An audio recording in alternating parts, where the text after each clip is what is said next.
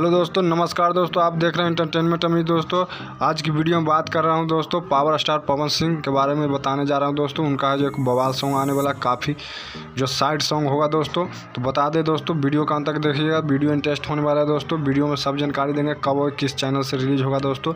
तो बता दें दोस्तों, ये है जो ग्लोबल म्यूजिक जंक्शन से रिलीज़ होगा, जो यूट्यूब चैनल है, जो काफ़ी बवाल सॉन्ग है दोस्तों। ये सॉन्ग को लिखे हैं दोस्तों शारदा पंडित और म्यूजिक दिए हैं दोस्तों सलीम सुलेमान, जो बहुत बवाल म्यूजिक है दोस्तों। ये साइड सॉन्ग है दोस्तों। सॉन्ग का बोल है दोस्तों, याद आती नहीं, जो पवन सिंह अकेले ये सॉन्ग को गाए हैं दोस्तों।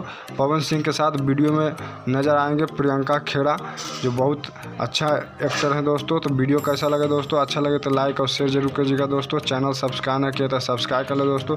फिर मिलते हैं नए वीडियो के लेकर सामने।